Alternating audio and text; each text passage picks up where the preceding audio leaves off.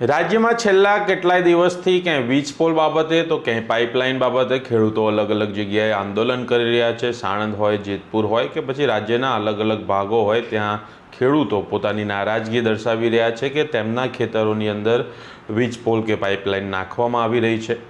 પરંતુ સાણંદના જે ખેડૂતો છે, છેલ્લા 10 દિવસથી જે આંદોલન કરી રહ્યા હતા, તેમની માગણીઓ સ્વીકારાઈ લીધી છે। અત્યારે ટેમ્પરરીલી જે હતી, જે ખાડો ખોદવામાં આવ્યો હતો, તેને પૂરી દેવામાં આવ્યો છે।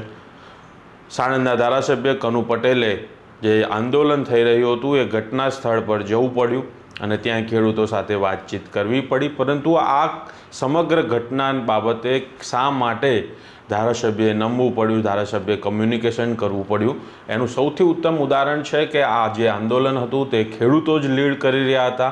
આંદોલનનો સમગ્ર ખર્ચ ખેડૂત દ્વારા ઉપાડવામાં આવી રહ્યો હતો। એક ટેન્ટ આગળ ક્યાંય પણ ગયા વગર પોતાના જ ખેતરોની અંદર ખેડૂતો બેસી રહ્યા હતા।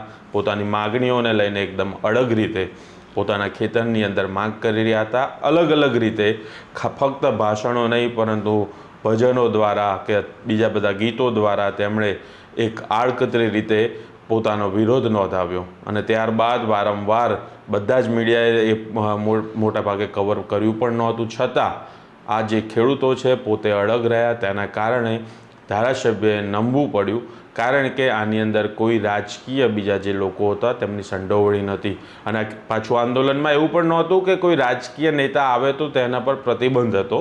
રાજકીય નેતાઓ આવતા હતા, આવીને પોતાની વાત મૂકતા હતા અને જતા હતા, પરંતુ પોતાના પાર્ટીના ખેસ સાથે નહીં। જેને આવવું હોય આવો, ખેડૂતોને મદદે જે કંઈ કહેવું હોય કહો, પરંતુ બિન રાજકીય રીતે આખું જે ખેડૂત આંદોલન છે તેની લીડ કરવામાં આવી અને તેને જ ખેડૂતો, મહિલા ખેડૂતો અને નાના નાના બાળકો, તમામ લોકો પોતાની વાત રજૂ કરતા, મીડિયા હોય કે પછી ત્યાં સ્ટેજ પર અલગ અલગ વાતો કરતા। અને જે રાજકીય લોકો આવતા એમને કહી દેવામાં આવ્યું હતું કે ભાઈ તમે આવો, તમારી વાત મૂકો, પરંતુ તમારા પાર્ટીના ઝંડા કે ખેસ સાથે નહીં। અને ઘણા બધા રાજકીય નેતાઓ આવ્યા પણ ખરા।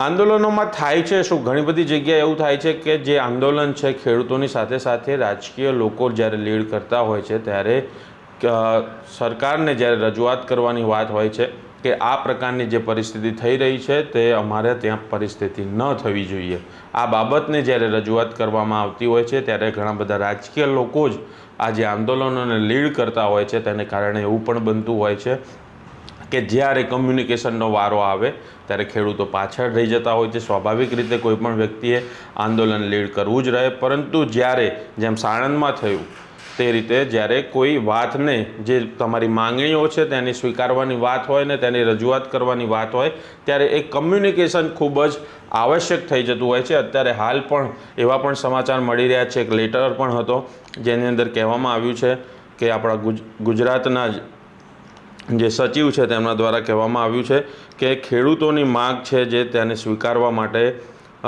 વાતચીત કરવા માટે તૈયાર છે સરકાર।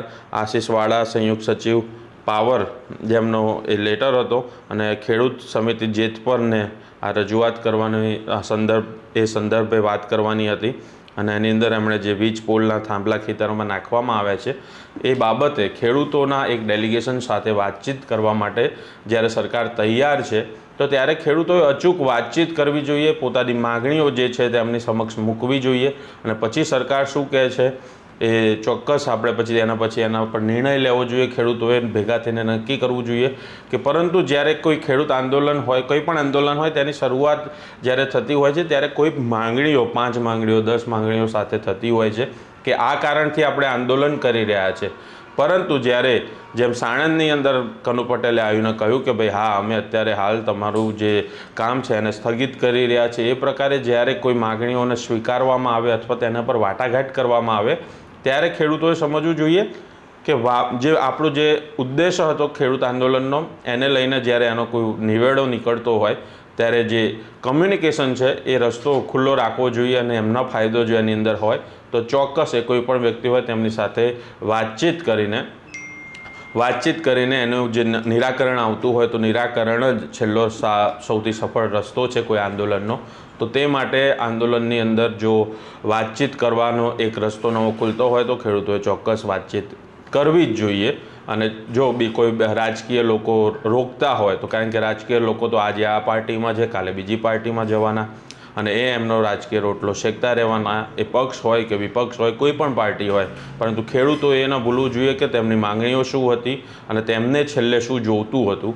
અને એના માટે જો એમને વાતચીત કરવાનો રસ્તો ખુલતો હોય તો ચોક્કસપણે વાતચીત કરવી જોઈએ. તમે જો ખેડૂત છો, તમારું શું કહેવું છે તમે ચોક્કસ કોમેન્ટ કરીને જણાવજો અને તમારા જે કંઈ પણ મંતવ્યો હોય અમારા સુધી કોમેન્ટ બોક્સમાં લખજો અને પહોંચાડજો. અને આ જો વિડીયો તમને પસંદ આવ્યો હોય તો ખેડૂત મિત્રો સુધી પહોંચાડજો અને શેર કરજો. અમારી સ્વમાનની ચેનલને લાઇક, શેર અને સબસ્ક્રાઈબ કરવાનું ભૂલતા નહીં. નમસ્કાર.